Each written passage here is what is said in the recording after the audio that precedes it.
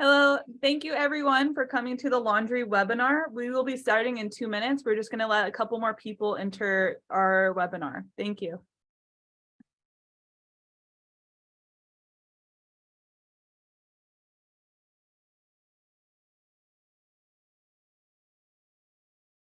There's a question in the chat.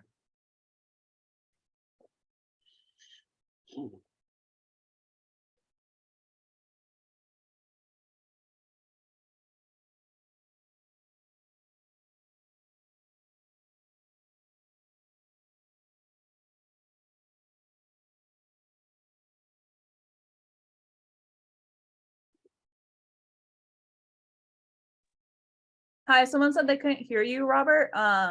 Gilbert, can you question us again to see if you can hear Robert or me, please?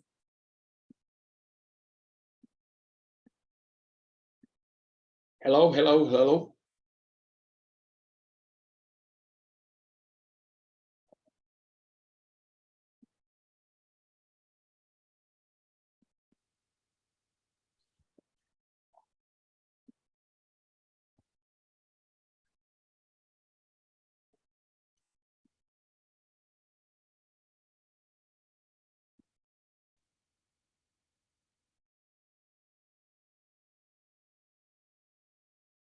Okay, I think we can start. Okay, welcome everyone to the first Green Laundry webinar.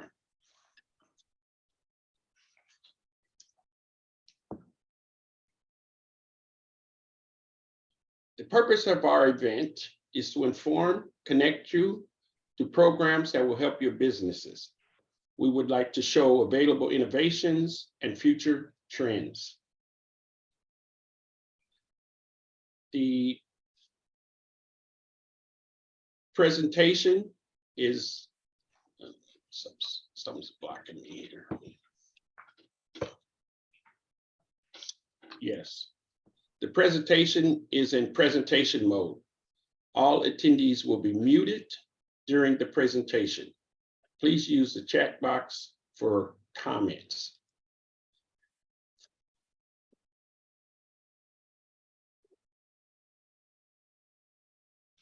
This presentation will be recorded. There will be a link sent out to the attendees preceding the event.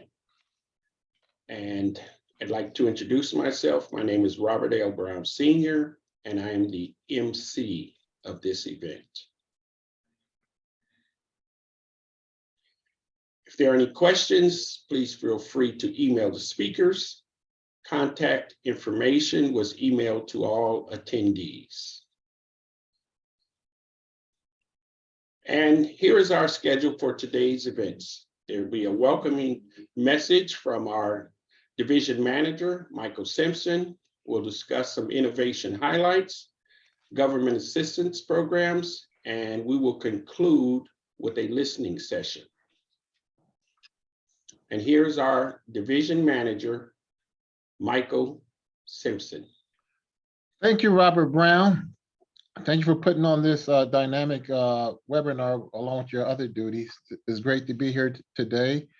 I always open up with a couple of jokes. I can't see my audience reaction, so I'll get an A for the day.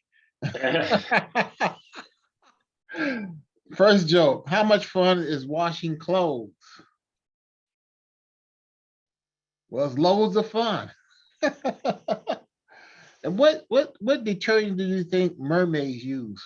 You know, mermaids have to stay clean just like us. So what detergent do you think they use? That good old Tide detergent. So one time, one of my kids saw me tripping over some clothes, and they stopped and watched me. And you know what they watched? They said, "Dad, we watched it all unfold." So you tell them to keep my day job, huh? A little bit of information about LA San. LA San is a large organization with over 4,000 team members spread among 4 programs. The 4 programs is our clean water program, our solid resources, stormwater, and environmental quality. We have an ambitious goal in our clean water program to recycle all the water, 320 milligrams, 300 million gallons a day of water that we receive at our full reclamation plant. We're not going to reach that goal as the people on this webinar today adhere to their sewer use permits. So if you guys don't keep us in line through your permitting, through your goals, through the your permit that you have the city, there's no way we can meet this ambitious goal of recycling all the water that we receive at our water purification plant. Here at LA San, we desire to help businesses thrive in Los Angeles. We understand that if we don't have these businesses under permit, doing the things they do, we'll lose a lot of population in Los Angeles, and we'll have this wonderful pre-treatment program. We created a program called LA Industry, which is invented to create pathways for business sectors to collaborate with the city of Los Angeles on meeting regulations and pursuing byproduct circular opportunities. This is the one thing LA Industry does through their Sector Champion program. Our sector champions are people like Robert, ECI, senior ECIs, who actually go out in the field and monitor and inspect our businesses to make sure they're in compliance with our sewer use permit. The Sector Champion program has really grown in LA San. It's an award-winning program. Not only does it give our inspectors a chance to give back and have that relationship with business, also grow their leadership skills. Here at IWD, what we have done to keep our doors open to businesses is actually look at some of the higher end, more scientific ways that businesses produce products. And we look at green chemistry as something we want to leverage to our businesses, biomimicry, circular economy. We have a green business resource, circular mindset we try to create within our business industry. We use a data-driven approach to approach our industry. And we want to consistently interact with our industry to see if we can find ways to make them more profitable, greener, and sustain them in the city of Los Angeles. First slide, Robert. Okay, so first I want to get to the pre-treatment basics. The pre-treatment program, these are some of the outcomes that objectives of the program. Just a second. Next slide. Give yourself a hand. We cannot meet these effluent goals without you guys doing your pre-treatment way upstream of the plant. The heavy metals we have reduced since 1976, the lowering of the process is almost 80%. So you guys doing your job upstream help us to get our downstream goals, purify the water, so we can give it to the ocean and we can keep eating that good seafood and surfing and going to the beach. Next slide, Robert. This is me with the Deputy Administrator for DC. We run such a robust and great program. The Deputy EPA Administrator visited IWD this past summer to see what we do, how we reach out industry, how do we develop these collaborations, and how do we go out. She's holding our award-winning green chemistry guide that was done in-house and with outside experts to as a guide just to get us going on green chemistry. Next slide. These are some of the things I want to talk about that you guys should be aware of. So in your operation, you have some byproduct waste that you say, well, I'm throwing this away. It could be an income stream for us. Let us know. We will study it and get back to you, see how we can maybe use it in another industrial pursuit. You'd be surprised at what you throw away could be the front end of another production of another product. These are sector champions. This is some of their activities. For an outstanding job, but this is one of the more we're doing. You see the organized webinars? That's what we're doing right here now. Next slide, please. I'd like to introduce our sector champion leader, Robert Brown, did an outstanding job putting this webinar together. And I just want to say, when you see new regulations that he's going to explain, like microfilters and some of these different things coming, don't be scared to you and make sure you're getting compliance. And just like when we do the microfilters for wash machines, there's going to be a byproduct waste that we get from the filtration. What we're going to do with it, we'll look for us to find those solutions to that material. With that, I'd like to turn it over to Robert Brown. Thank you, Michael. Let's see.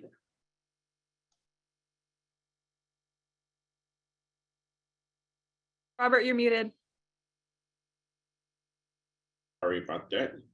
Okay, my name is Robert L. Brown Sr., and I'm the laundry sector champion of the laundry industry, which is an outreach group that helps the laundry industry grow within the city of Los Angeles and become more sustainable. One of the goals is to form a connection with the industry to discuss shared challenges and provide a resource of tools available to the industry to achieve its sustainability goals. Single-use carryout bag ban. In December, the city of LA decided to adopt a single-use carryout bag, which expanded the ban to additional types of retail establishments or shops, which include dry cleaners. Beginning in January 2023, the ordinance will apply to large shops having more than 26 employees. Starting in July 1 of 2023, this ban will apply to all shops. There is Assembly Bill 1724, which concerns microfiber filtration. This bill will require that all washing machines sold as new in California contain a microfiber filtration system. The bill would also require all state-owned washing machines to contain a microfiber filtration system with the mesh size of 100 microns or smaller. This bill is currently in progress, moving through the assembly.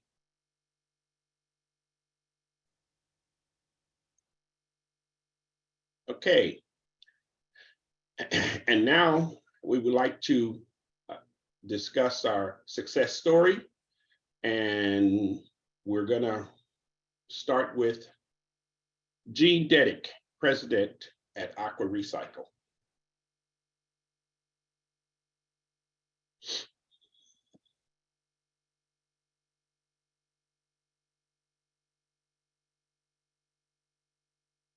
Okay, Gene. You're muted, Gene.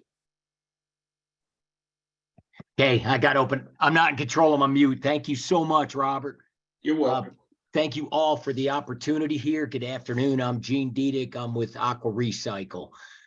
And we did a project through downtown large hotel. Everybody on this call, I believe, is aware of it. It's a Westin Bonaventure hotel. It's an iconic hotel.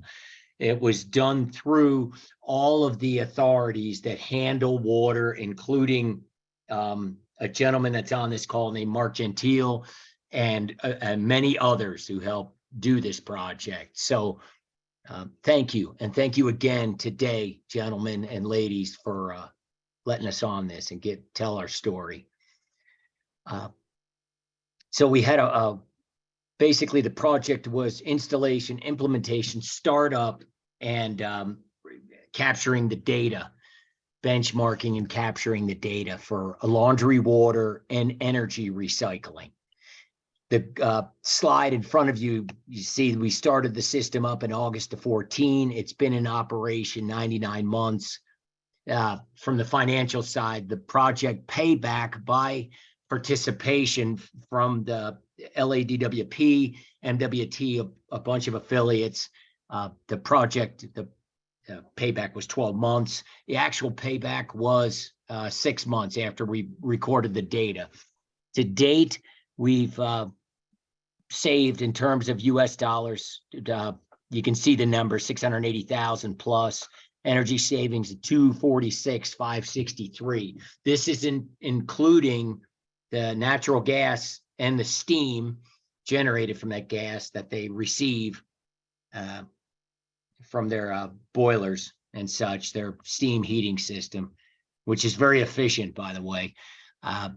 you can see that the total savings is, upwards just south of $1 million so far to date against a project that was, I don't know, maybe about 100,000, including the rebates. So it's pretty good. From an environmental impact, you can see that the greenhouse gas emission reductions, it's north of 2,000 metric tons, 54 million gallons of drinking water conserved, and reduction of the wastewater is about 90% of that. 10% goes to evaporation in the laundry. We'll get to that in a minute. The increase in terms of natural gas resources, that's pushed into gallons. Bottom line is where the reductions of toxins to the sewer is 24,000 pounds of TOCs. So those are the numbers, the economic and sustainability summary, if you will. Next slide, please.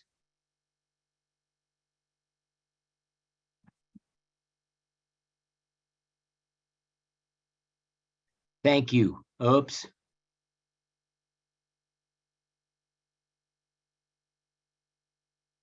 Thank you. So these are the washers. I'm assuming you all hear me. Robert, give me a thumbs up if you can hear me. Thank you. Step one, we have the washing machines. They use the water and to clean the hotel's linens, towel sheets, etc. Right? And then that water dumps in from the washers on each cycle, each step into a pit. The project captures all of the water. On the final step, we use fresh water. And we do that because we have to make up for the evaporation, right? 10% of the moistures in the laundry goes to the dryers, goes to the flat ironer. So we have to make that up somehow. So we rinse the last step. We have a fresh water rinse. So those are the washers. They're high efficiency washers that the property installed with partnership with LADWP and MWD and all the affiliates involved. Next slide, please. So after we get the water out of the washers, it's in a pit, and then it gets pumped up to this device in the picture. It's a lint shaker, and that takes the lint out and gets it down to 200 micron in the wash water. The lint is kind of a advantageous thing because not only does it remove itself once it hits the screen, but it also coagulates particles and part of the microfibers that are in there. So some of that comes out there, some of it comes out later in our technology. So it's a very good point as far as microfibers. The gentleman in the previous presentation brought that to light. It is an issue. It has an impact on the environment. And we do remove some of that with this technology, certainly reduce it. Anyhow, the lint shakes off to the side and the pure water goes into the large stainless tank, the now filtered laundry water that's been filtered down to, say, 200 to 150 micron.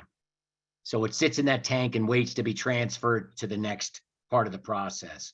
Next slide, please. So then the next part of the process is a suspended solids filter. A pump pumps the coarse filtered water into this filter to get us down to 2 to 5 micron nominal. From there, we have the water passes through, and go to the next slide, please. This is the core of the technology, right? That's Pat Surge. That was the director of engineering who worked with Mark Gentili and the affiliates to make this project possible. So the wastewater then passes through. It's sent to this carbon absorber, right, where we remove the oils, greases, soaps, organics. The toughest thing to remove actually is the detergent itself. There's very short chain polymers and monomers that constitute the detergent with a very high charge. That's how they remove the soils from the laundry, make everything light charge, and then drop it, and then the soils are separated and removed. But we have to capture this stuff, and it's very stubborn to come out of water. So we've worked with Bonaventure and in our own company to remove the soap, the detergent polymer, and it does a very effective job at removing BOD organics and the remaining suspended solids, actually. So after that part of the process, next slide.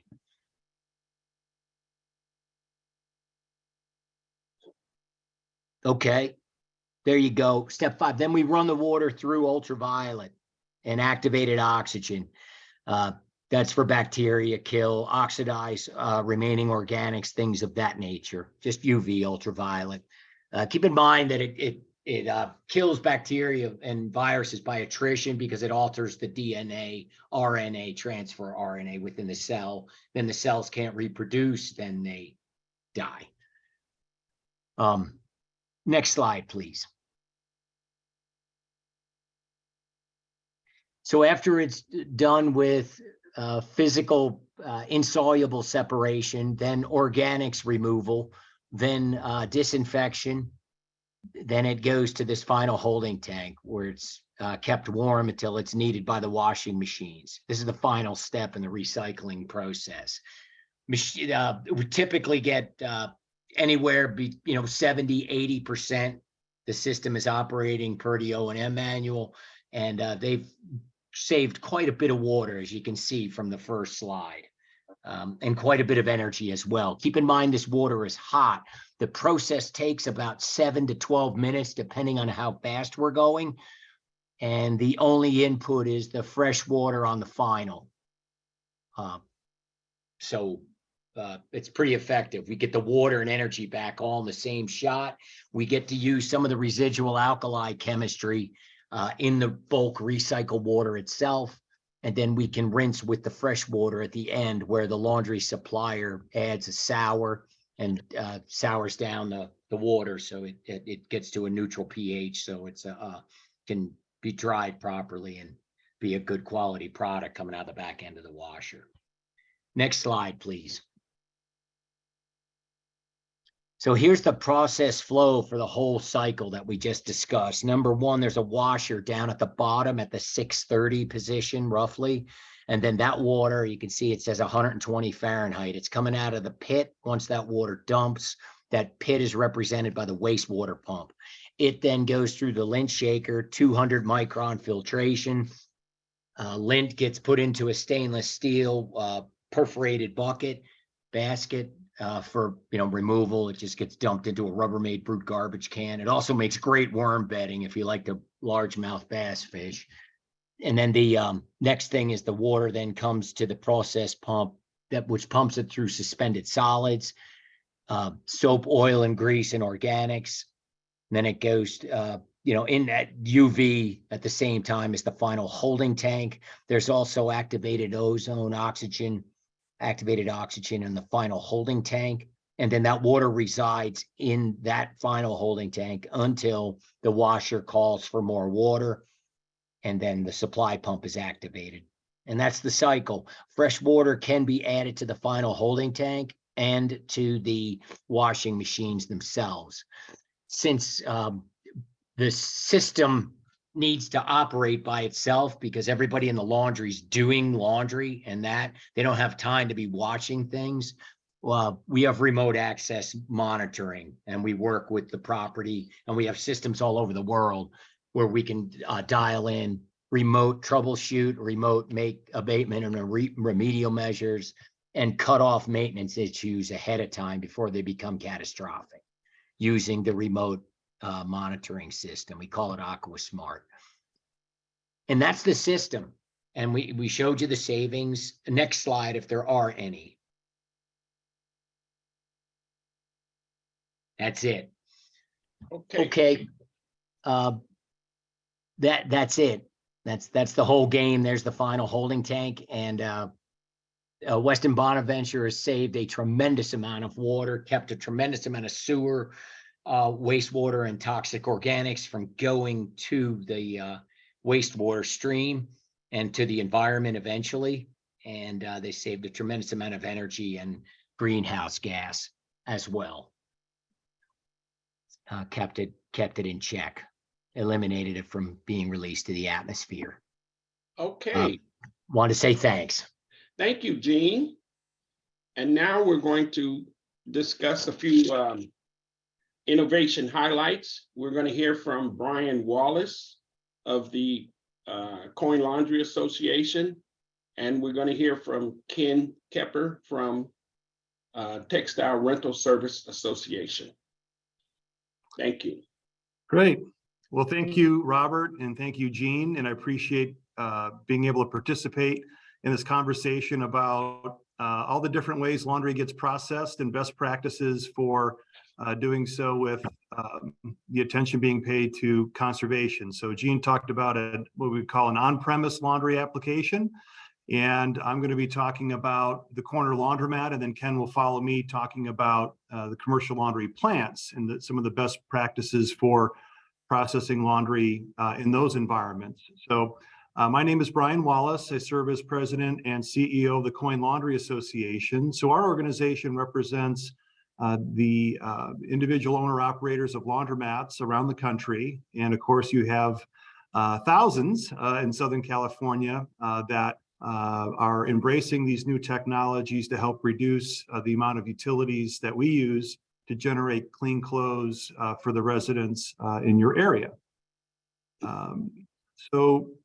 Just to give you a little bit of quick perspective, the laundromat industry is about almost 30,000 strong from coast to coast. It's a ubiquitous business. It's an essential service and one that is very much relied upon by our communities. Annual sales volume is somewhere in the $4 to $5 billion range. The typical laundromat is about 2,500 square feet. And we're providing this service primarily to low to middle income renters who either don't have access to their own washer dryer or cannot afford a washer dryer. And so that amounts to tens of millions of families each week that visit a corner laundromat. So for the purpose of this conversation, I just wanted to talk about how we connect to the conversation about efficiency and conservation and the goals that are shared by all on this webinar. We are an essential service, and along with that, from a business perspective, utilities are our #1 operating expense.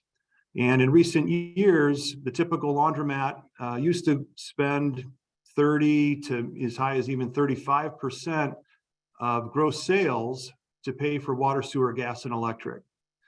With the advent of some of the high efficiency equipment and other techniques that I'm going to share with you here briefly, the typical new laundromat or newly re-equipped laundromat can have that drop to 15% or even lower, so a dramatic difference. And so I like to say conservation and profitability meet at the laundromat. We have this shared initiative. While, of course, as an industry, we want to be good stewards, we want to be good conservators, but from a bottom line perspective, the least utilities we use, the more profitable our business is. And I think that serves this conversation very well. So there's 5 areas I'm going to touch on very quickly that kind of tell our efficiency story as an industry. And again, you may sort of see that corner laundromat, but maybe not think about what's going on inside of that, especially when it comes to consuming utilities. So the first step that's worth talking about are the high efficiency washers that we use. And you have some familiarity with the increased efficiency of home washing machines in recent years. But on the commercial side, machines that used to use as much as 3 gallons or more for every pound of clothes washed, those same washers today are using less than 1 gallon for every pound of clothes washed. So a considerable savings. Some as low as just over ½ gallon per pound of clothes washed. And part of that is the advance in various technologies to increase time, increase mechanical action.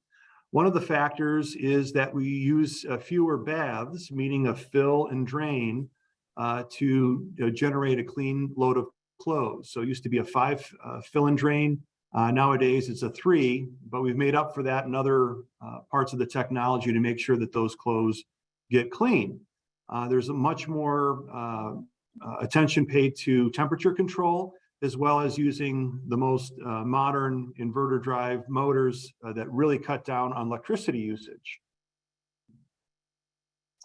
Another concept that's common at the laundromat is large loads, right? At home, you use a small load, maybe 10 to 12 pounds in a home washer. At the laundromat, we're typically using washers that have 4 load, 6 load, 8 load, as many as 12 loads in a single washer in a single wash. And so that provides a lot of benefits to the end user, the consumer, because it's faster. And it's actually more cost effective because we're combining all of that laundry into larger loads. So it's a win-win-win between the lower income customer, us as business owners, and the environment and other stakeholders like the Department of Sanitation and Environment. So I'm going to give you a quick illustration. Forgive my lack of PowerPoint skills here, but I think you could kind of see the point here. So the difference between putting 40 pounds of laundry split into 4 different single load machines is going to use well over 100 gallons of water to process. That same 40 pounds of clothes placed into a single washer will only use anywhere from 40, maybe as low as 30 or 32 gallons. You know, so we're talking about way more than half, almost a 2/3 reduction. And again, simply by combining the loads into a single machine. And of course, in terms of chemistry, you need a lot less detergent in one machine processing one load with less water than you would in those 4 separate machines. So it's really a great advantage for everybody involved. And of course, if we wash clothes, we need to dry them, but you may not have thought about the fact that the best way to remove remaining moisture in the clothes is before you get to the dryer. And so that's where high extraction comes into play. This is essentially is the spin out. And so the commercial grade washers that we use can achieve very high levels of G-force, the centrifugal force to kind of wring or extract the water from the clothes. So again, old school, maybe 80 to 100 Gs. Hard mount machines now have doubled that to 200 Gs, and soft mount washers can achieve 400 Gs or even more. So as opposed to the clothes coming out of the washer dripping wet, they're almost now just barely damp. And so that makes a big difference when it comes to how much utility usage we're looking at. So by the time we get to the dryers, we're hoping that a lot of that residual moisture content has been wrung out of the clothes. But once we get there, we have some innovations to talk about here too. The energy input, the BTUs have come down tremendously in recent years. So we're using less heat source to heat the water, or the air rather, to remove the moisture from the clothes. And the actual design of the airflow of the dryers has improved as well. An axial flow means the air is coming from the back of the drum to the front, and it's a much more efficient way as opposed to a radial flow that doesn't take as much airflow through the garments themselves. So the dryers are also doing a much more efficient job in terms of using our precious resources. And again, that's another opportunity to use high efficiency motors. So sort of a catch-all here toward the end is that there's a number of other innovations that we may not be seeing as broadly, but are gaining quickly in usage at laundromats. One would be ozone.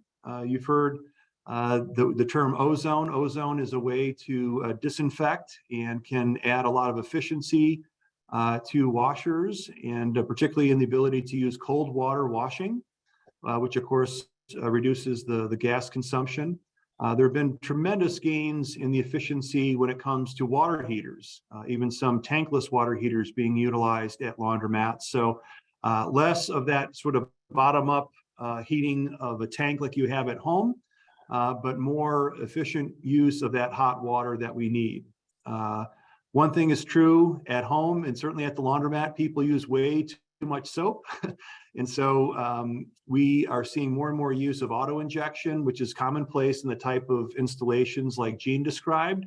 Not so common at the laundromat, but is becoming more and more piloted out there in our field today.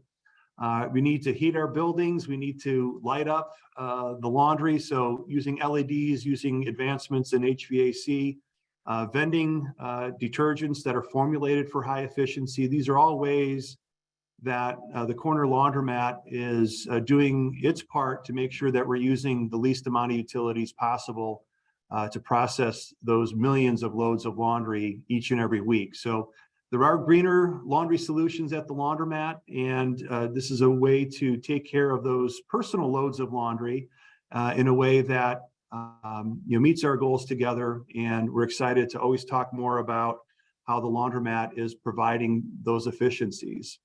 So if you'd like more information on the laundromat industry, you can certainly find us at Coin Laundry Association and coinlaundry.org.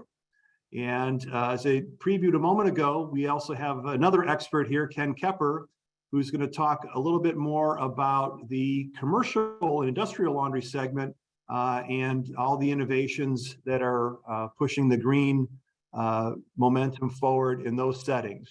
So with that, I'll let you take it from there. Thank you, Brian. Much appreciated. Thank you, Michael, Robert, Laura, Jean, for giving us this opportunity to talk a bit about our industries and what they're doing for the environment. TRSA represents the Linen, Uniform, and Facility Services business, which I think you would probably have heard of as a combination of uniform rental and linen supply. There are a number of segments of commercial laundry.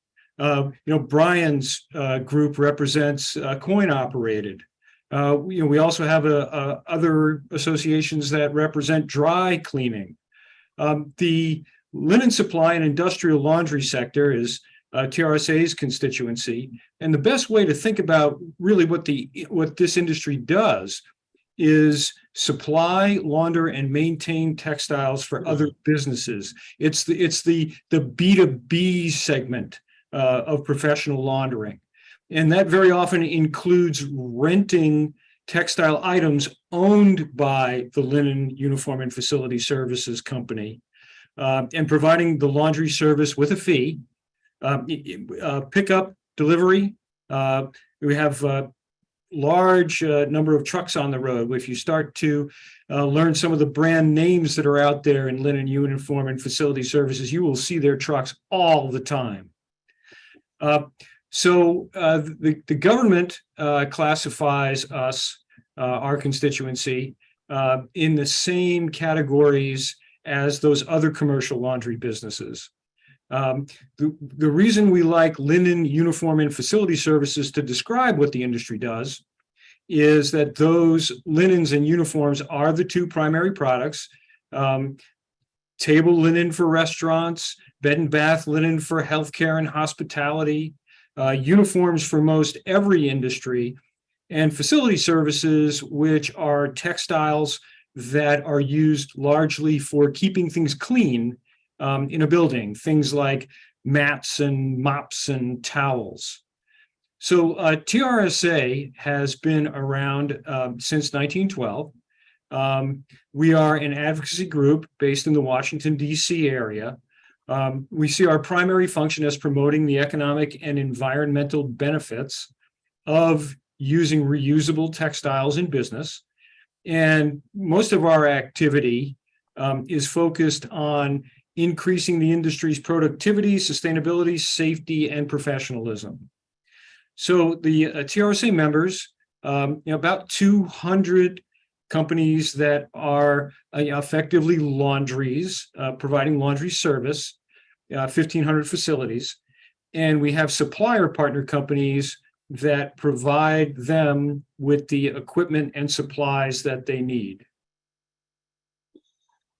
So the reason that the industry does so well is that it provides a number of positive economic and environmental impacts. It's a good-sized employer.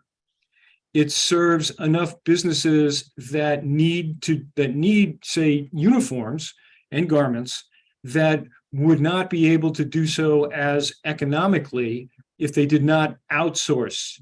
Or I guess if thanks to outsourcing, it costs them much less to be able to have a uniform program for their employees.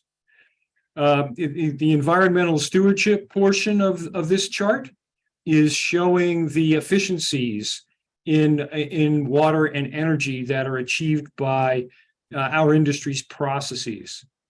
You see a little bit of the numbers there on the number of fleet vehicles that are out in the United States, how much volume the industry does in terms of pounds of laundry. And you've got the sales figures there and the expenses. So this particular graph, I think, or infographic, tells the story pretty well. When we talk about the industry's environmental impacts, we try to boil a lot down to carbon footprint because you're talking about energy and water combined, and all of the other environmental impacts people seem to be able to relate best to it when you talk about greenhouse gases. So on the left, what you are seeing is the process that the industry follows in getting its work to its customers. It starts with soiled textile collection, the clothes and the linens go back to the laundry where they're sorted, just like you would sort at home when you do your wash. They're washed, they're dried. You look at the quality. If textiles need repair or replacement, they do that. New textile inventory is injected, then again delivered to the customers, and on that same pickup or that same delivery, the soiled textiles are picked up. So you've got a kind of a circular function here. And when you look at that process for one hotel bed for a year, the carbon footprint is 101 pounds. Now, on the right, what you'll see is some other common functions that you can relate to in your life as a consumer that gives you a means of comparison with that function of taking care of the hotel bed for a year.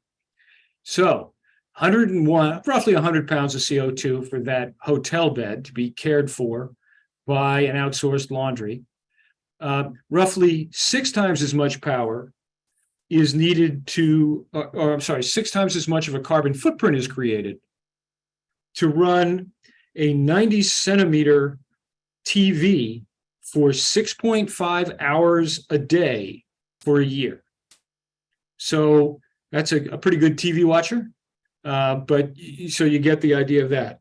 Now that the shower icon is showing you that the function of running that power shower for 6 minutes a day for a year is going to be almost 4 times as much, 364 pounds of CO2. The car, that's indicating that a one-way car journey from St. Louis to Houston, about 3 times as much carbon footprint. And the right side, we're looking at almost 5 times the greater carbon footprint for operating a domestic washing machine and a tumble dryer 3 times a week for a year. That's 187 washes and 148 drying cycles. So what we're looking at here is kind of a true circular economy, which is a term that you're hearing in Europe a lot lately. And the reason it all comes together that way is because of capacity and the techniques that are used to provide laundry service at its most economical. Those items on the left, the photos, are in our industry are the 2 types of tunnels that we tend to talk about.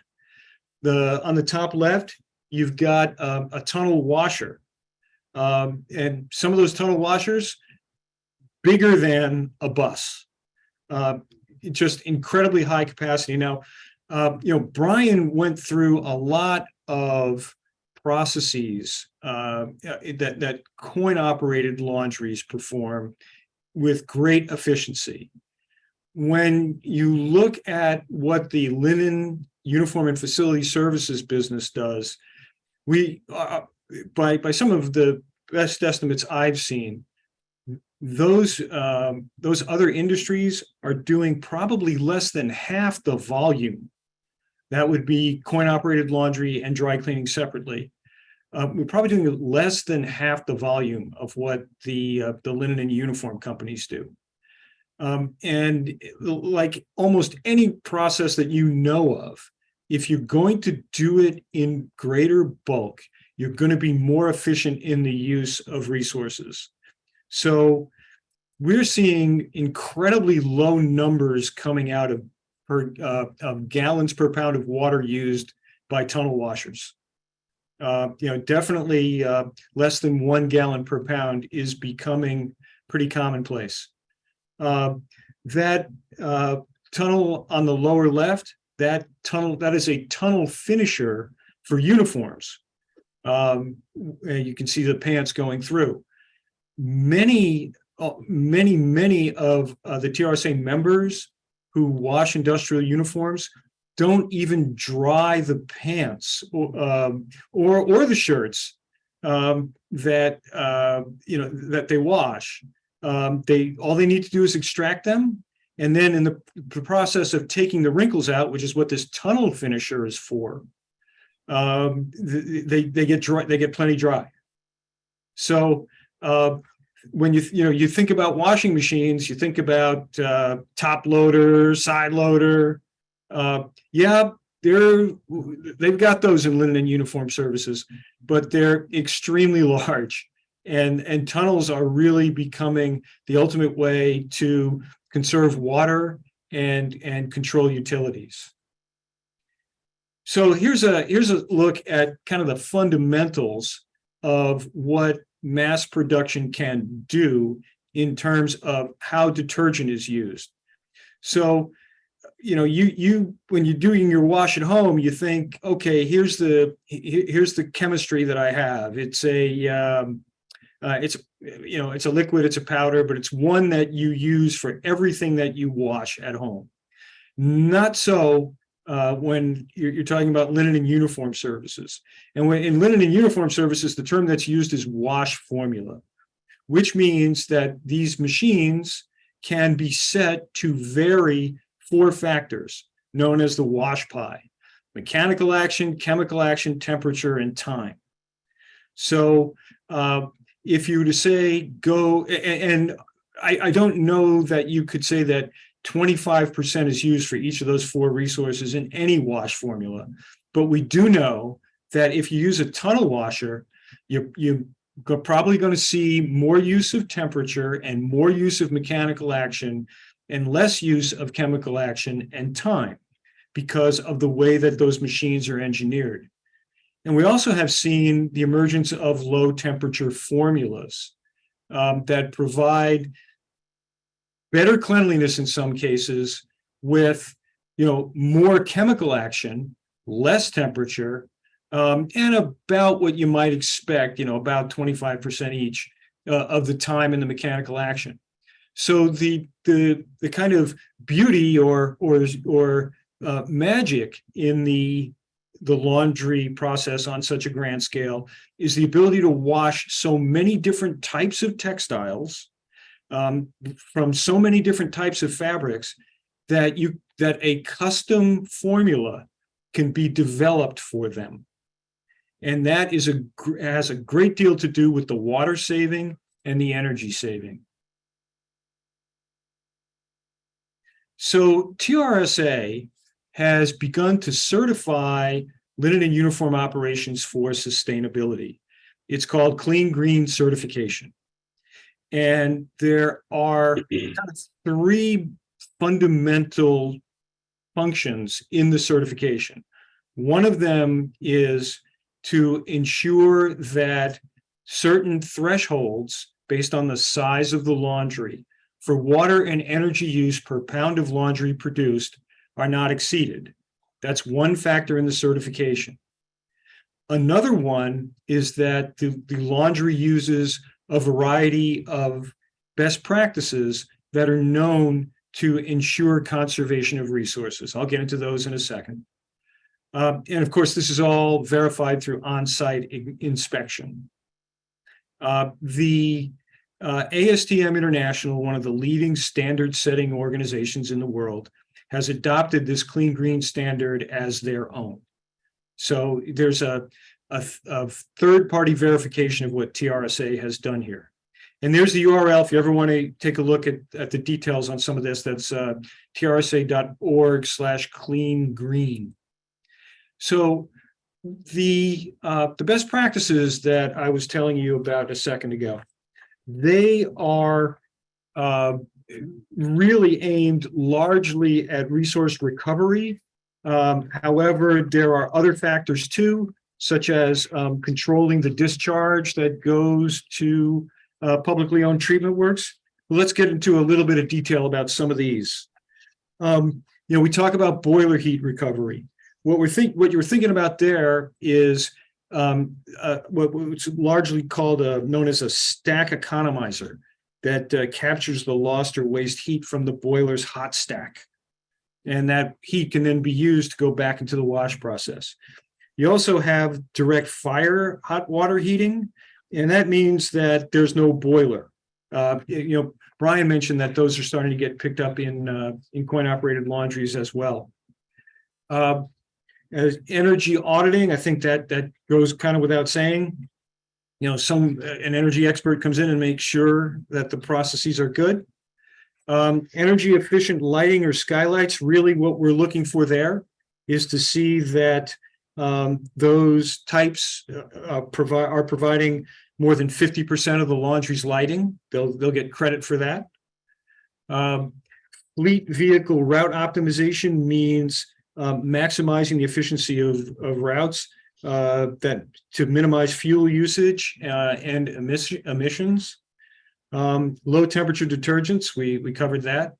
Nonylphenol ethoxylate free detergent, we will cover that shortly as well. That's a type of surfactant. And then preventive maintenance, wastewater heat recovery. If you could, the photo on the top left, that's an example of that. There are two types of that technology generally. There's shell and tube heat exchange and plate heat exchange. The other certification that TRSA provides is called hygienically clean. And the basis for that is really, to some degree, a reaction to the need for making sure that all of these efficient processes are still effective in producing the quality that industries need in their linens and uniforms. So here are the thresholds for cleanliness. So we had thresholds for water and energy use per laundry pound. What we're looking for here is the prescribed level of quality for each industry. Naturally, healthcare is going to be a bit more concerned that their items are cleaner than those used in other industries. However, there is common ground. One of them is there are certain microorganisms, bacteria, measured by a test called USP 62 to ensure their absence, that there is zero quantity of those bugs on the clean linen and uniforms. Same thing, there's a common threshold for yeast and mold with a test that produces that result of 20 colony forming units per or less for all the industries. Healthcare wants a total count of microbes at 20 CFU or below. The other ones, the other certifications for hygiene, food safety, which is for food manufacturing, food service, which is for largely restaurants, hospitality, mainly hotels. They can have a higher total microbial count. However, they have to conduct a hazard analysis, a control procedure that identifies the critical control points in their processes where contamination could occur, which is a bit tougher in that respect than the healthcare requirements. So this is something that is probably pushing 10 years old now. And the thing that it really did was bring these thresholds to the United States. There was always a hesitance in the laundry industry to say, this is clean, and this is what it means to be clean. Our colleagues in Europe have been doing this for quite some time. They've been working with these thresholds. And TRSA, in introducing the concept to the United States, felt that it was a great model.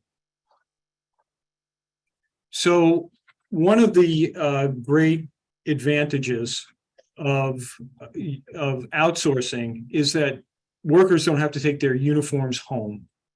And one of the great selling points for linen and uniform services is that better hygiene results from this kind of business outsourcing.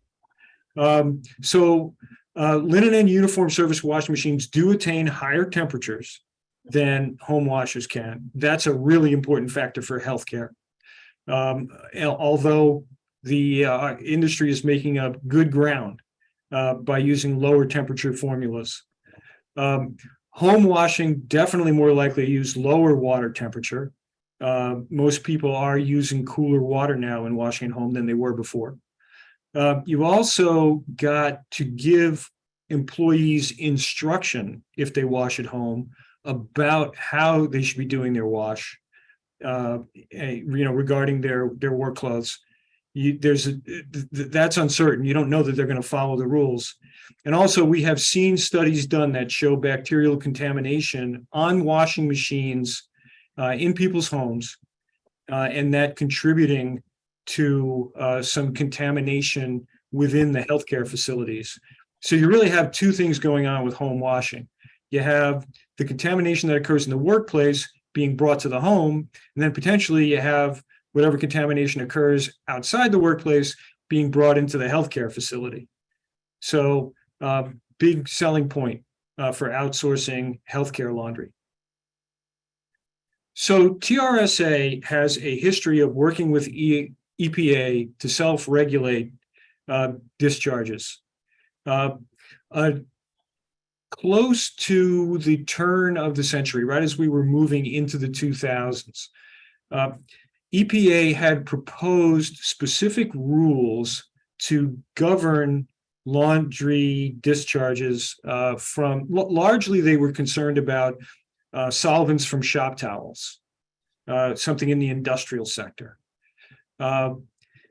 Then, upon studying the situation, the agency recognized that there were enough local limits in place from POTWs, publicly owned treatment works, that there really wasn't a need for the program.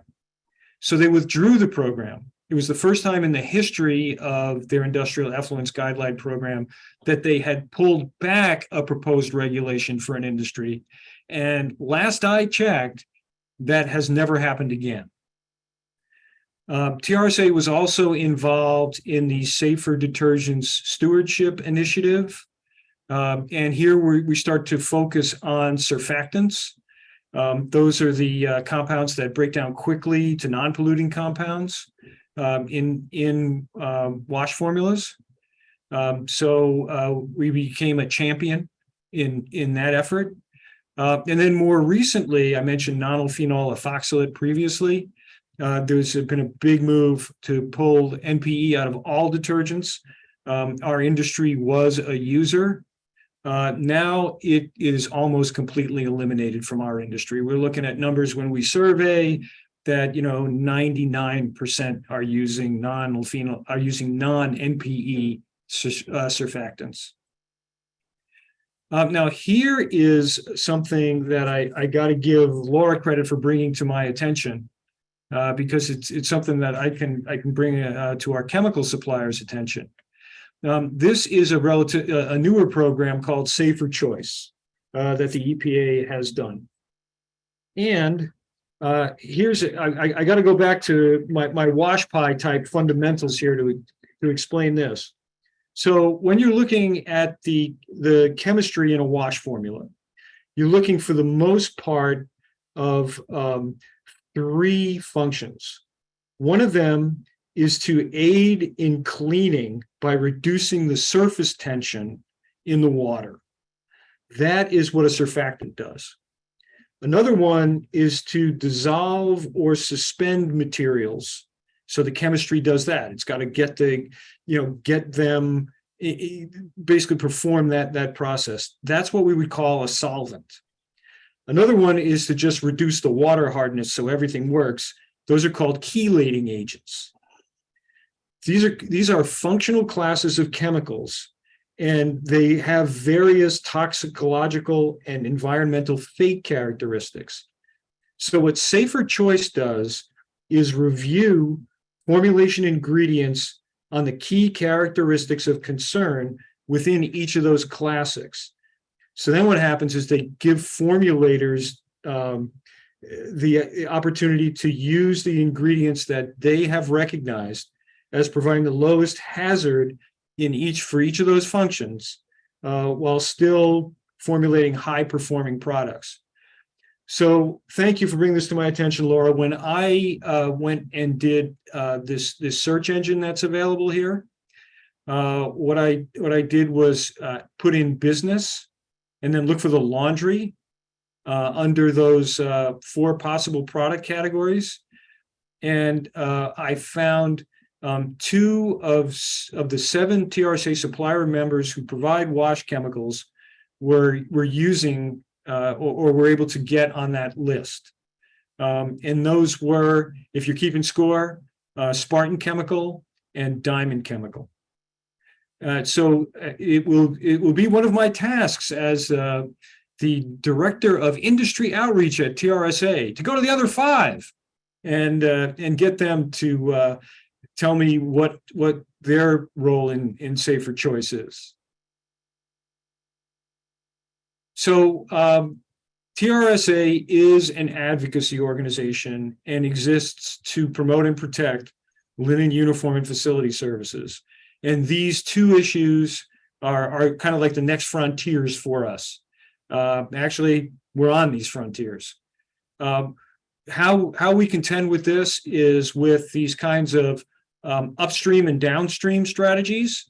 So we're talking to the textile manufacturers. We're getting an inventory on whether their products contain PFAS or not. And we are examining options for technology improvement and fabric variation on their side to reduce these items.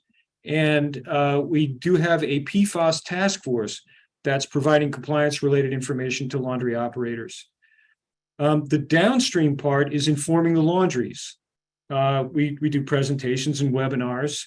The stuff of most interest recently has been consultants taking samples of PFAS content from laundry discharges to find out how much is coming out. And we're connecting laundries to public and private resources to give them an idea of how PFAS may be regulated. And I think the place where we're most active now in all of this is actually California. We do have California Council monitoring microplastics legislation.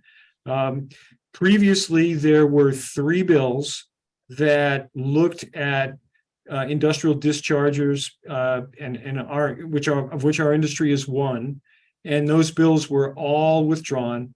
And now we are looking at the legislation that was mentioned earlier in the presentation here.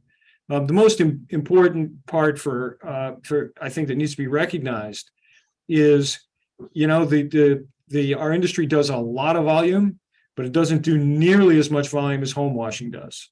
So that is a point that needs to be made in doing the right thing in terms of pulling these chemicals out of the system. So here's my contact information. Feel free to contact me anytime about any of these issues. And you can also contact Kevin, our VP of Government Relations. He he's into a lot of the details. Thanks Okay, very much. Much appreciated. thank you, Ken. And now we'll go into the government assistance portion of our program, our webinar, and we'll hear from Emelita Alvarez. She'll give us a guide to the wastewater fees, the EWDD, Delana, and go. Sorry about your pronunciation. Management assistant. And lastly, Mark Gentili, manager of the water conservation programs at LA Department of Water and Power. Thank you. Emelita, you're up.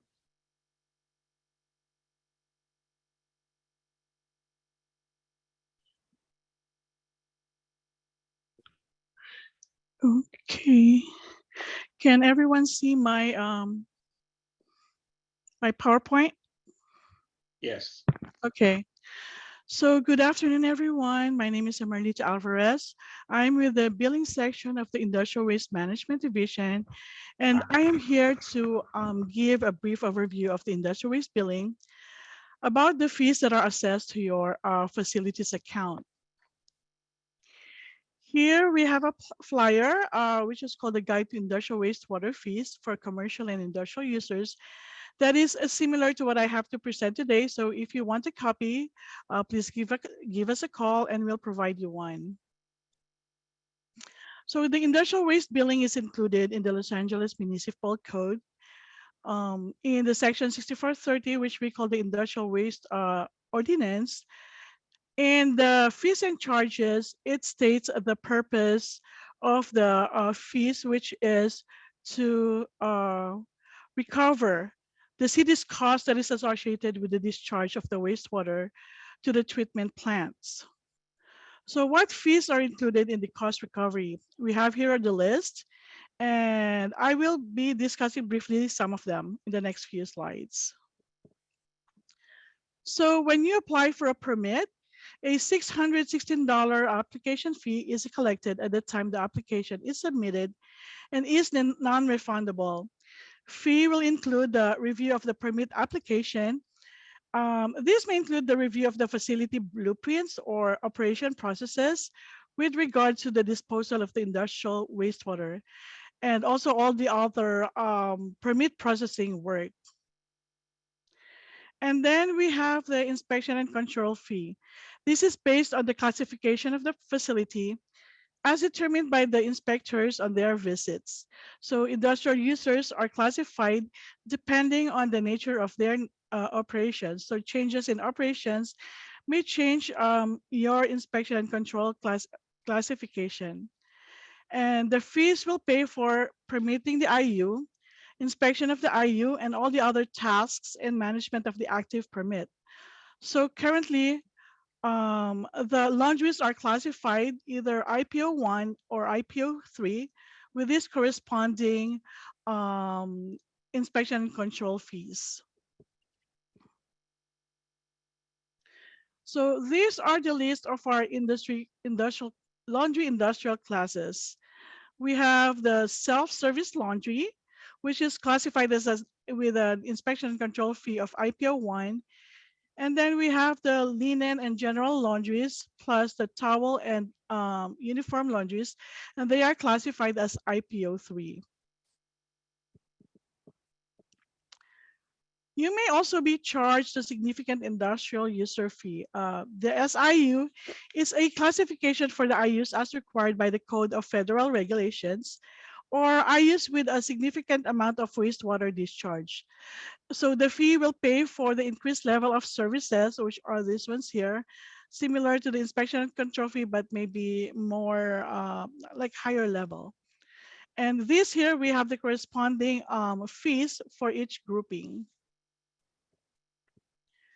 So these are the 6 SIU groupings.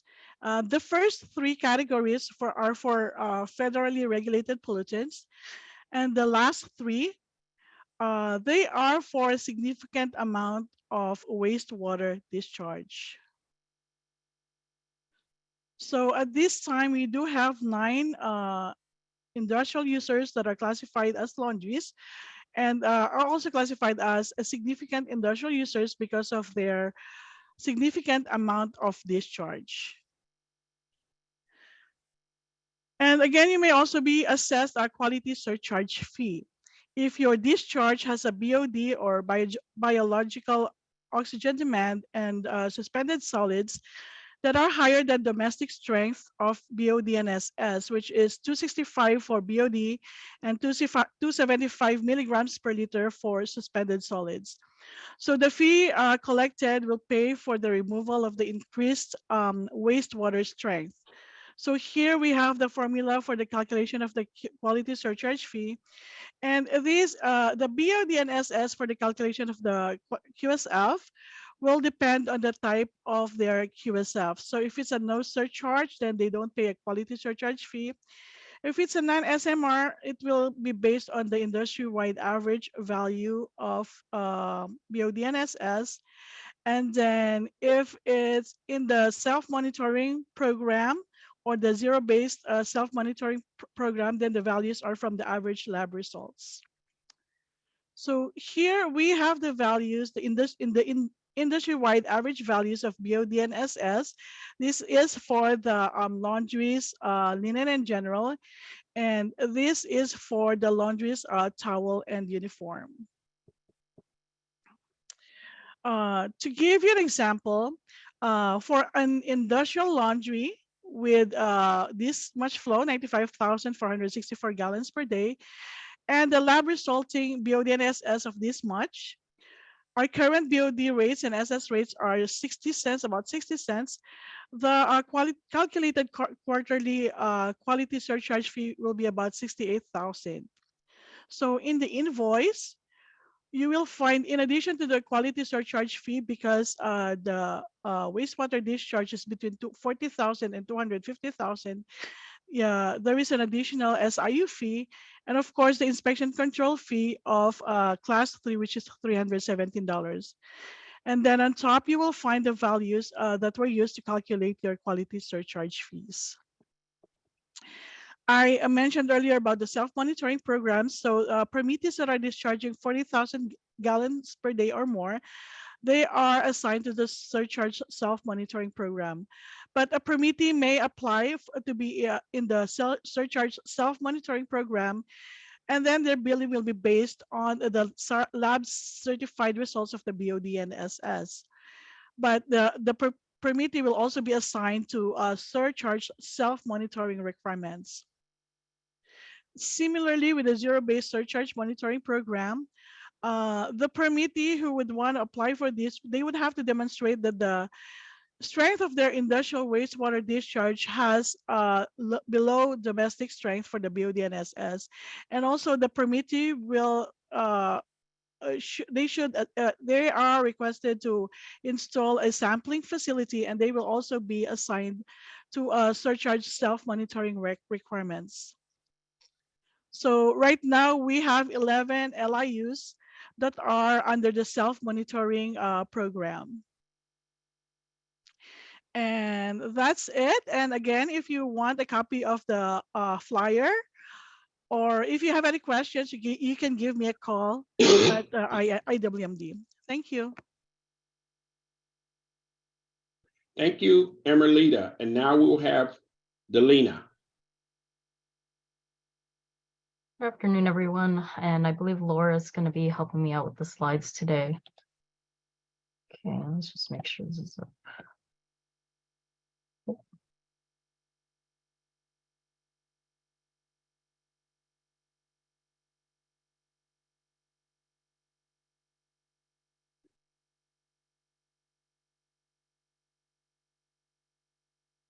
Okay, thank you, Laura. All right. Hello, everyone. My name is Delaney Ngo, and I am a management assistant with the Economic and Workforce Development Department, or the EWDD, with the City of Los Angeles. And I'm here today to talk to you about the different resources and programs that the EWD offers to startups and small business communities throughout the City of Los Angeles. And so, as you can see here, this is our vision. Our vision is to develop and implement programs and projects that create thriving businesses, jobs, and career opportunities for the City of Los Angeles. And you can move on to the next slide. In order to support businesses in the local community, the EWDD offers several different cost-effective solutions and services. And you can move on to the next slide. So one of these services comes in the form of our business source centers. The EWDD funds 10 business source centers throughout the city of Los Angeles. These centers provide a number of no-cost services to the businesses, and they can provide technical assistance such as one-on-one consultations, assistance with business and planning and development. They also provide assistance with small business financing, like helping you get loan ready and connecting you to different funding sources. They can also provide information on tax incentives and credits. And lastly, they also host a number of business courses and workshops to help businesses grow and develop. As you can see, a few of the business source center services are listed here. And you can also go onto the EWDD website, and there will actually be a map there that can help you locate the closest business source center to you. Next slide, please. So another service offered by the EWDD is the Business Response Unit, or the BRU. The BRU helps businesses navigate the bureaucracy of the City of Los Angeles's various departments, because we know this process can be difficult trying to get in touch with someone from the city to kind of really understand where you're at. So if your business has any questions about compliance or permitting, or if you just aren't sure who to contact for a specific issue regarding the city, you can call this number here or send an email to the LA Business Response at lacity.org. And then someone will, be there to help you out. Next slide, please. So another resource that the EWDD offers is the Los Angeles Small Business Commission, or the LASBC. The LASBC is an advisory group that serves as a liaison between the city of Los Angeles and the small business community. The LASBC is a place to have your small business issues heard. The commission advises both the mayor and LA City Council, as well as EWDD, on different policies promoting small business growth. And it also evaluates legislation that may impact, small businesses within the city. The commission serves to promote economic opportunities to the small business community, and overall, it just tries to remove the red tape when dealing with city departments. If you'd like to learn more about this, you can visit the EWDD website, and you can find the contact for the LASBC on there. Next slide, please. So the EWDD offers a number of different financial programs for businesses. One of these loan programs is the Small Business Loan Program for small businesses and micro enterprises. This program serves small businesses that typically can't get access to capital from traditional lenders and banks. Moving on, we have the Major Projects Loan Program, which is another financial program that offers financing for large-scale commercial development projects that are located in low and moderate income communities. And finally, we have the Los Angeles Development Fund for more large-scale projects. The LADF uses new market tax credits to generate investment capital for these projects in the low-income communities. The next slide, please. Okay. So in addition to the financial programs offered by the EWDD, the state also offers several additional funding opportunities and a lot of other ways for you to save money for your business. One of these programs is the California Water Recycling Funding Program. So in support of water recycling projects, this program provides funding for construction loans and grants, as well as planning grants. The grant amount can award 35% of actual eligible construction costs, and these are available for up to $15 million. Loans are also available for 100% of the construction costs at very low interest rates. Your business could benefit similarly by taking advantage of programs like this. And to provide some context, we can also refer back to the Aqua Recycle watering recycling system installed at the Hilton Americas Houston Hotel that was mentioned a little earlier in this webinar. The hotel's laundry facility covers 27,000 square feet, and they process more than 675,000 pounds of linen per month. So they installed the system for $166,000 in September of 2015, and they saved a little over $763,000 by October 2017. So there's a little bit of context for you there. And if you would like to find out more information on how to apply for this water recycling funding program, you can visit it on the ca.gov website. And moving on, so the California State Legislature Assembly Bill 998 established the Non-Toxic Dry Cleaning Grant Program to provide financial assistance to the dry cleaning industry to help them switch from systems that were previously using PERC to non-toxic and non-smog forming alternatives. The Assembly Bill tasks the Air Resources Board to assess fees on importers of PERC for dry cleaning operations. However, it also allows them to provide $10,000 grants to assist dry cleaners who are wanting to switch to non-toxic cleaning technologies. So in the long run, it could save you and your business more money just to be more green. You can also find more information on this program on the ca.gov website as well. And finally, the Southern California Edison Company also offers a smart energy program.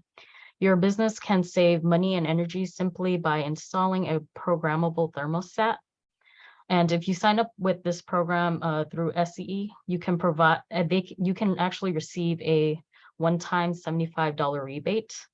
And also through this program, you can also earn bill credits of up to $40 a year, just by allowing brief and limited adjustments to your thermostat. And you can find out more information for this program on the SCE website. Okay, next slide, please.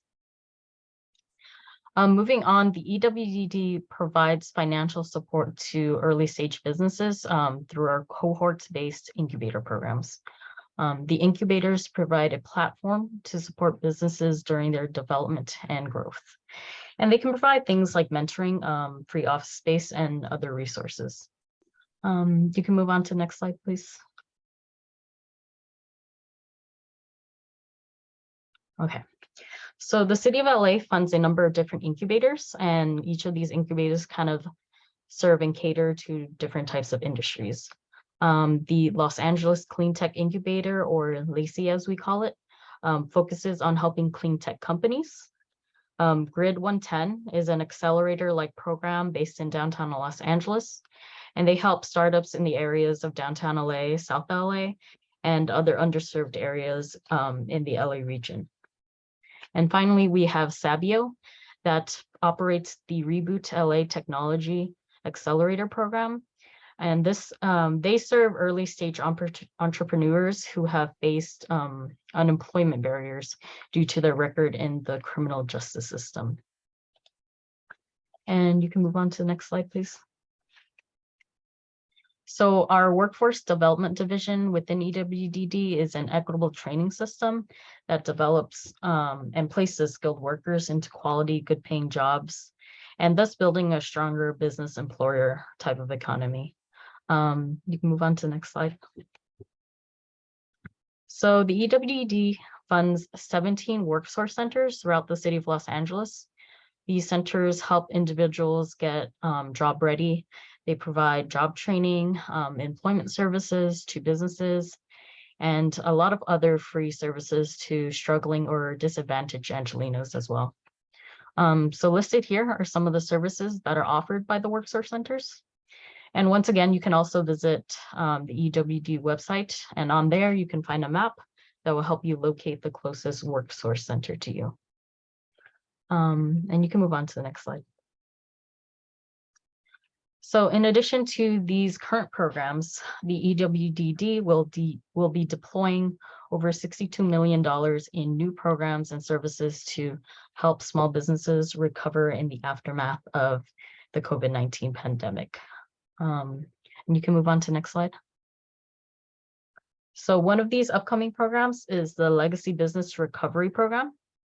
There has been $5 million allocated to this program, and the funds will be used to provide technical assistance and grants of up to $25,000 to support legacy businesses that have really struggled during the pandemic.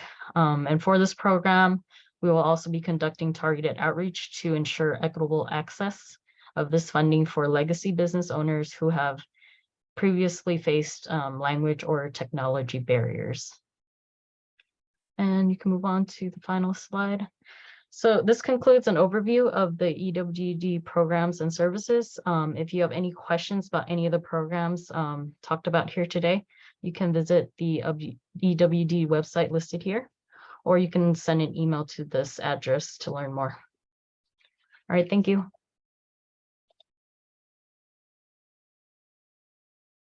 Okay. And thank you, Darlena. And now we'll hear from Mark Gentile. Okay, great. Hi, everybody. I'm Mark Gentile. I'm the manager of water conservation programs here at the Los Angeles Department of Water and Power. And today I'm going to talk about the programs and rebates we have. And first, just wondering if anybody has a laundromat that has these groovy colors from the 50s. And here's my phone number, 367-8556, and I'll be giving you my email at the end of the presentation.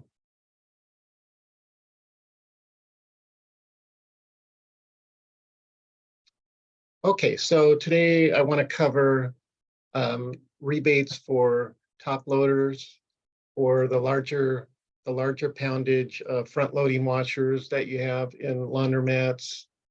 Talk about tunnel washers, the technical assistance program, which provides most of the rebates that I'm going to deal with, and reuse of laundry wastewater, commercial industrial projects that we've had, a little bit more about rebates, and then we even have some free stuff that will save you water. So first, top loaders, like the ones that you usually have in the center of a laundromat, the top loading machines, there's a rebate for those, and that's through the technical assistance program, which I'll cover a little bit later. And the rebates are changing a top loader to a front loader are up to $430 each.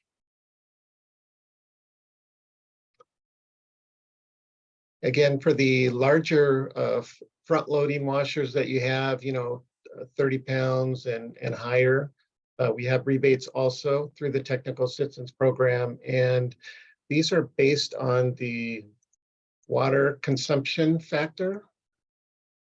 And that's usually anywhere from half a gallon. That's gallons per pound of laundry. So from half a gallon per pound up to 1.5 gallons per pound, depending how efficient it is. And again, that's an incentive that's provided by the technical assistance program. Tunnel washers. Ken did bring up tunnel washers, which are pretty amazing piece of machinery as far as the engineering goes and all. You saw this before.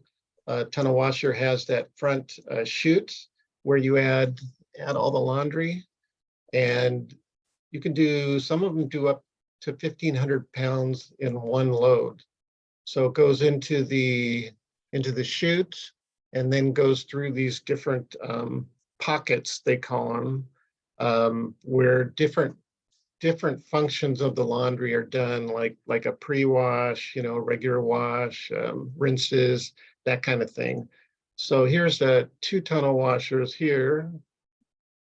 And here's a diagram showing the front loading part there on the left. And then you see the different sections there. And again, so it's computerized such that you can, whatever laundry you're doing, you have to do all the same type of laundry as far as how much soil's in the laundry and whatnot, but you can actually program for each section what's going to happen and how many sections the laundry is going to go through. It's done on a continuous basis, and the laundry is drawn through by a giant screw device that's called the Archimedes screw, which again draws that laundry through, and you have the water going the same direction or the opposite direction, and you're able to get pretty high efficiencies by using a tunnel washer, probably at least 0.8 gallons per pound.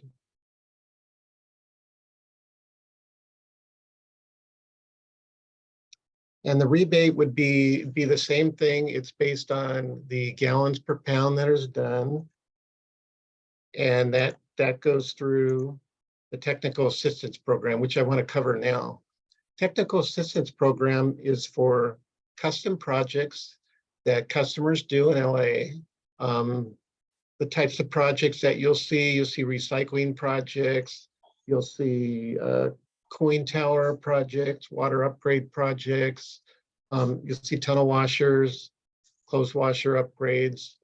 What we do is figure out your savings for the first 2 years that you'd have the project in and figure those out, estimate those. And then the incentive, $7 per 1,000 gallons. So take 2 years of water savings that you're going to get and pay $7 per 1,000 gallons. And this has been raised up significantly from what it was before, which was $2.50 about 8 months ago. So I was able to raise that to $7 to try to get more projects.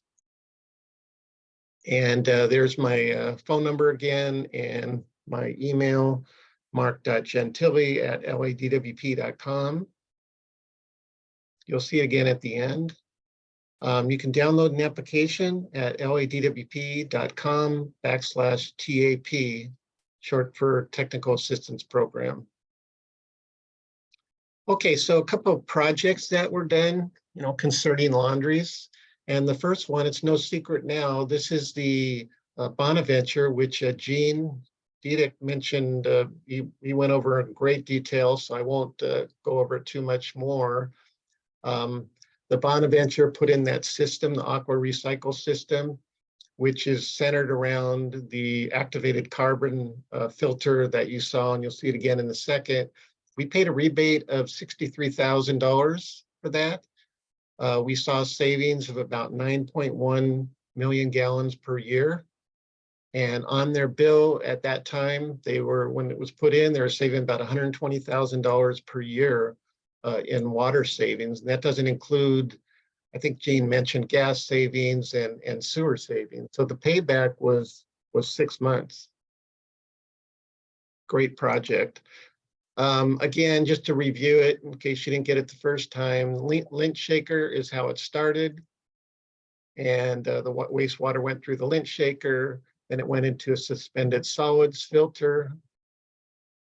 And from there, went into the activated carbon filter you see there, again, with Patrick proudly standing next to it, Patrick Stewart. And then last, it goes through the disinfection apparatus, and the system controller is shown there also.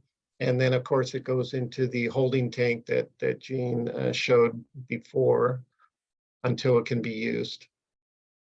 Another project we had was also an industrial laundry recycling, and that used physical separation, which was ceramic filtration.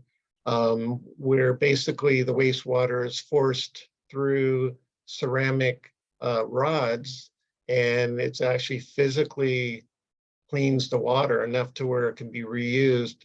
We paid a rebate of a little bit over 20,000, 6.5 million gallons per year were saved, and the bill savings, $88,000 per year. Their payback was about a little bit over 5 years. And this is what the system looks like. These canisters on the side are the actual ceramic filtration. Looking a little bit closer, there's hundreds of these rods here that basically the water is forced through those rods. And then at the end of the day, when you're done doing all the cleaning, you actually concentrate the dirty water to the point to remove some of the water from it so that you can end up with something that you actually dispose of. It's not a, I don't think it's a hazardous waste, but you need to dispose of it. So that's what happens at the end of the day. You run the clean in place to clean the machine and sterilize it. And you also remove all the solids that accumulated throughout the day. Last type of recycling that some people do is membrane bioreactor. It's not for the faint of heart because basically you're talking about a bacteria that are, basically consuming the wastewater organics, and this is exactly the type of treatment that's done at like Hyperion treatment plant in Playa del Rey, and you end up with the bacteria working on the suspended solids and the organics, and then the permeate that comes through the membrane still has to be further filtered. Most people most companies will use the reverse osmosis, and then it has to be disinfected and reused. That's membrane bioreactor. So that's all the big stuff, the big savings. For some, less, minor savings that you can still do, which is cost effective, is changing it. If you have urinal, changing a urinal from the 1.5 gallon per flush to the either water-free or 0.125 gallon per flush. There's $500 rebate, $300 rebate for changing your toilet from 1.6 to 1.1 or less. And while you're changing those, or while you're in the bathroom, we have free kitchen faucet aerators. We have free regular bathroom faucet aerators that might be more efficient than when you have already. And when you're there, you might want to consider going into the restroom and checking the toilet for leaks. We have dye tablets for that. You just put the dye tablet in the tank and then see if any dye comes into the bowl, and that'll tell you if you have a leak in your flapper or if it's overflowing. And that pretty much covers everything I wanted to talk about. Here's my information, and thank you for the opportunity. Robert. You're welcome. So now let's go to the listening session.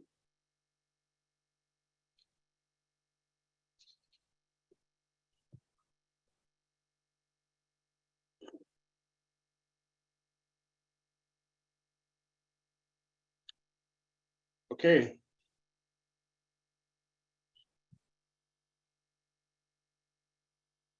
I want to thank everyone for attending our Green Laundry webinar.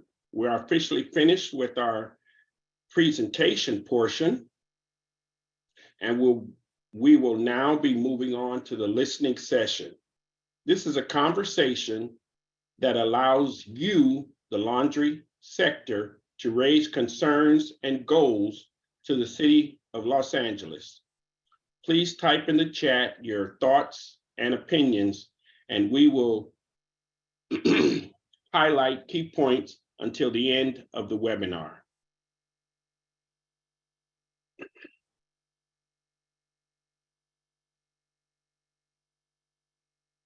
So do we have any questions? Laura?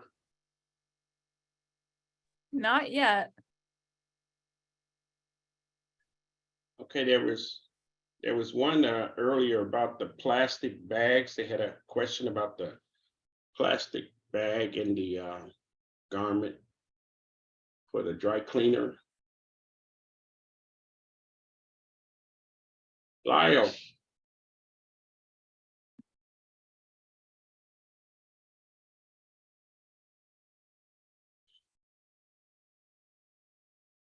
Lyle didn't send you any, Okay, I think Question. the plastic bag ban, we need to get more clarification, because I was hearing from that they were gonna do the plastic bag ban on dry cleaning bags or yes, any single-use plastic bags used at all. So I want to confirm, because they told us to put that in there, but we need right. to get those details. Another thing is, Ross asked about the water recycling project. If you're interested in converting your business into a water reuse business, please contact Mark Genitelli. He will help you from the DWP contact, or you can also access a bunch of different grants for the laundry sector at california.gov. If those are basically the only questions. Does anyone have like concerns they want us to look into from the laundry sector? Because this is the open discussion for us to help you. The two questions that were presented in the question and answer. One was, does the plastic ban apply to carry-out bags only? And the other question was actually a comment that stated that they believe that dry cleaners were removed from the ban. Can you elaborate on that, Robert? To my knowledge, dry cleaners were not removed from the ban, from what I'm aware of. However, we can look into it further.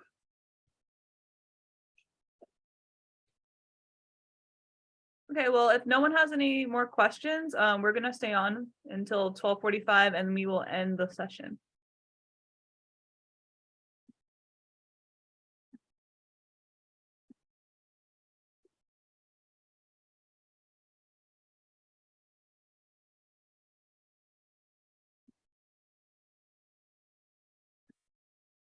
Okay, we just want to thank everyone for coming to this event.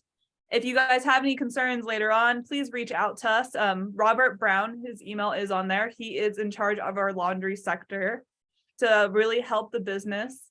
Any questions you have, we have a bunch of speakers here who want to help you guys out, the laundry sector. So everyone's contact information is on the screen above. Thank you so much for attending this event. I guess we will conclude it now. Thank you. Actually, I'd like to spend a little time giving special thanks to Michael Simpson, our division manager, Pamela LeBeau, our chief environmental compliance inspector, 2, our presenters, Laura McAllister, Sam Sungwon, and the Laundry Sector Championship Group, and other attendees. Thank you all for coming. This concludes the Green Laundry webinar.